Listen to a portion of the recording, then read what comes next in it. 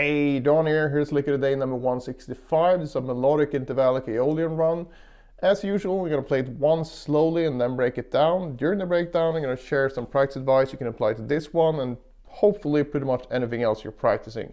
If you want the tabs, you can get them by following the link in the description below. One thing here though, we got a bunch of changing subdivisions and I'm just going to play it straight through, so it's not going to be a purely slow down playthrough here, just so you know. That would be more confusing than not, I think. But all the rhythmic details and all that stuff, it's in the actual notation for this one. So go check that out if you're, want to know specifically what I'm doing. All right, so we start here on the 3rd fret of the G string.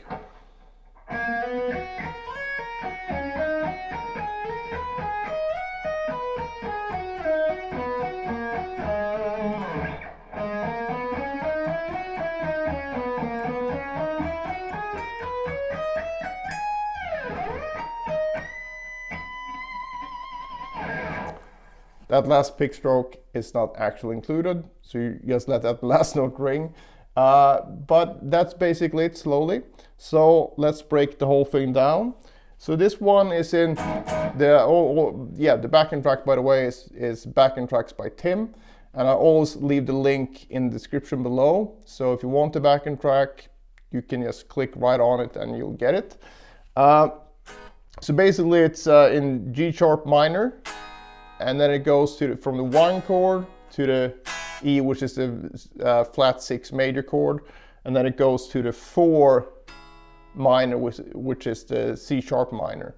And this, I'm basically done with the lick at that point. But the C sharp minor, though, it's actually a really important chord in this chord progression, because you get the flat 6, which you of course get in the actual flat 6 chord as well.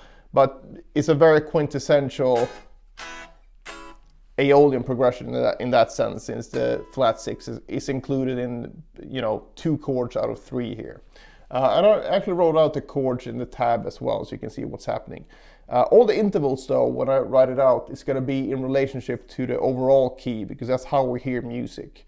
So even though when I hit a certain chord, that might be the 3rd of that chord. Let's say for an example's sake here, if I hit the E here, that would be the 3rd of the C sharp minor chord, which I'm not doing in this lick, but let's say I would do that. While that's true, it's also more importantly is the flat 6 of the overall key, and that's what your ear is gonna hear. That sort of relationship going down. So it's just important to be aware of both things here. Yes, you want to hit chord tones, but you also want to see how those chord tones relate to the overall key. So that's what I'm writing out in the any kind of chord scale shapes or arpeggio shapes that I notate in those different boxes you see above the tabs. If you zoom in on those, if you've never done it before, you can see like, oh, it's a flat 3, it's a 4, it's whatever. But that's always in relationship to the overall key. So I just thought I'd throw that in there. Okay, so let's start here. So we started in very kind of waves kind of opening, waves as in Guthrie Govan. So we're starting here on the 9th, and we just go, I'm not gonna actually go through all the picking and stuff here because it's quite a lot. I'm just going to show the notes, and if you want to know the exact picking that I use in the lick, which I actually transcribed, you have all the picking indications in the tab, so just check that out. It will just take forever if I want to get everything covered here. So we start here 3, 4 on the G string, and then we go 2, 6 on the E string. So that's our first group of 4 notes, because it's 16th notes. So slide up to 9, and then we're gonna go down 9, 6. Basically, we're gonna go down in this F sharp major arpeggio.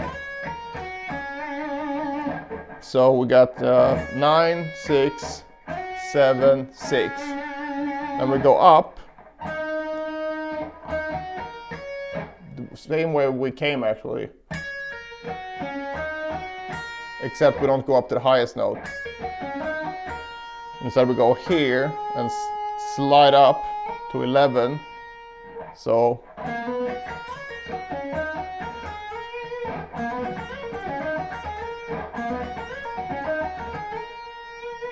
and after that we got from this note that's the next group of 4. So we have 11, 7 on the E string, 9 on the B string, 11 on the E string, slide up to 14. And then from here it's quite easy, we just go down like that, which is 14, 11, 12, 11, 13, 11. Slide down to 8, and then from 8 we're gonna hammer 11. And from here we're gonna go into this sort of Vinemore-ish type pedal note.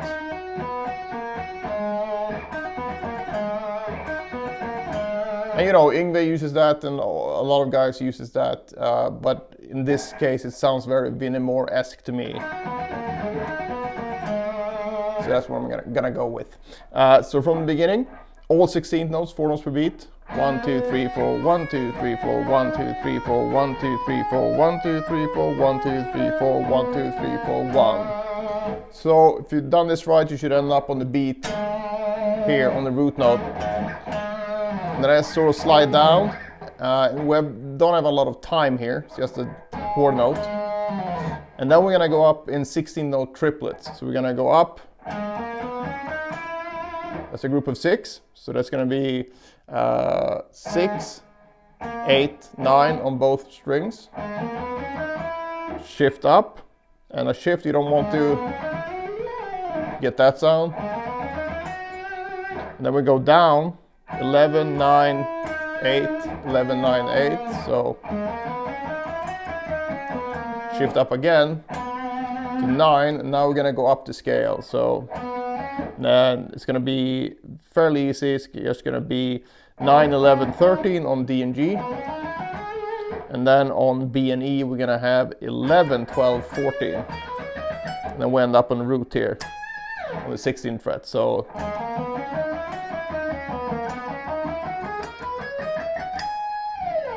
slide off a little bit here, and then I just end it with this. And that's very particular in terms of I want that harmonic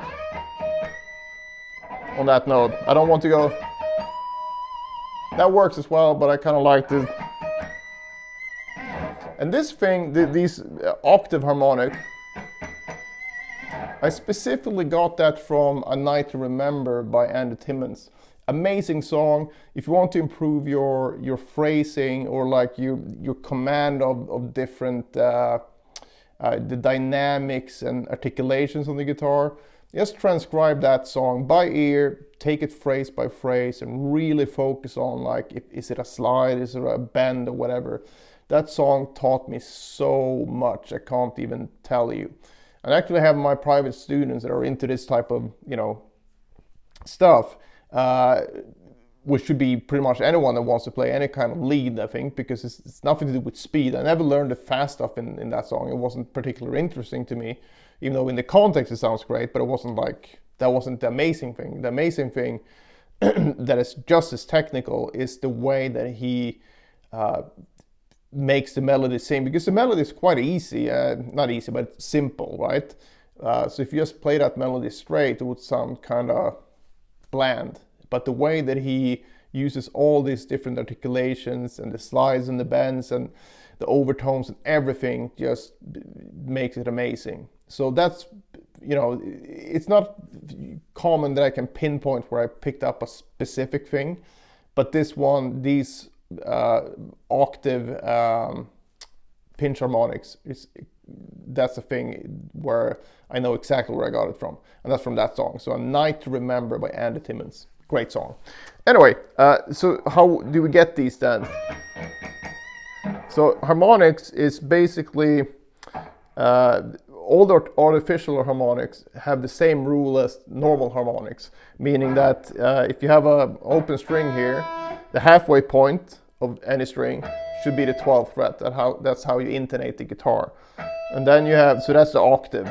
And then the halfway point between this thing and that thing is the next octave. That's why you have the same harmonic, you have the same harmonic here, 24 and 5.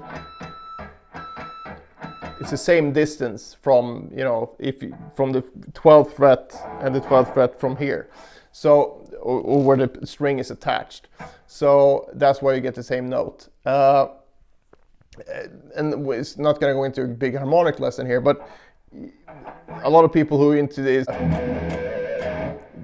Zakk Wylde type of harmonics, for lack of a better term, if you get that wrong, you're going to get the wrong harmonic, or you're just going to get in a sort of dead zone where you don't get anything. So you kind of need to find exactly where that harmonic is. So in this case, you just go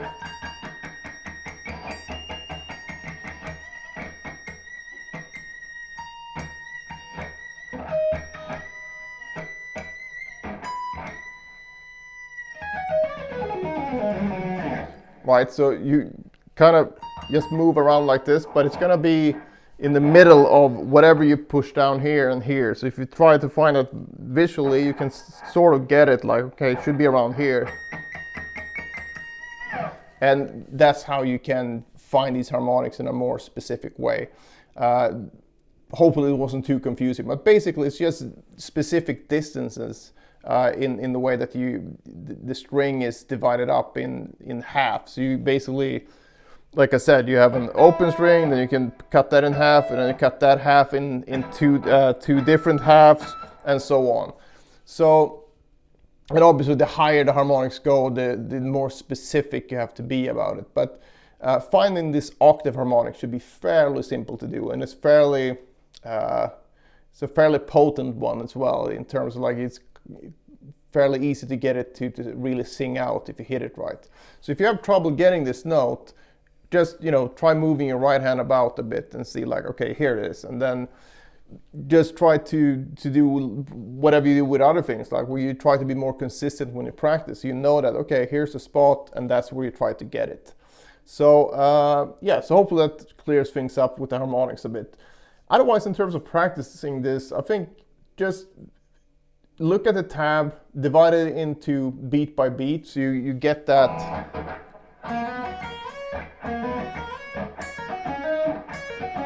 You know, so you get the timing right. And the pick and run is fairly easy actually to understand. You know, it's just going up. You know, it's not rocket science, so you just work on that chromatically up and down if you have issues with 3-note per strings picking. And the tempo isn't that bad either. It's 110, and 6-note triplets at 110 is probably around 160 to 170 with 16th notes. So it's not crazy quick. But one thing though, that the slower you go, I mean, I think you should be accurate at any speed you try to play, but the slower you go, you know, you can't really hide. So if you screw something up, people are gonna know. So just make sure to get it right. But I think this is a good one, because I think it's not because I made it, but I think it's even if you're not super experienced with 3-note per string picking and things like that, it shouldn't feel unachievable.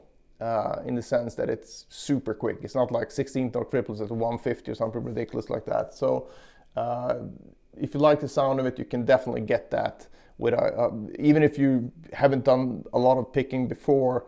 If you spend like 2-3 months and really go like 2 hours a day of picking, you should be able to get this in a few months. So hopefully that should be inspiring for a bunch of you guys. Yeah, so that's pretty much it for this one. If you have any questions, just post them below. Otherwise, I hope you enjoyed it, and see you in the next one.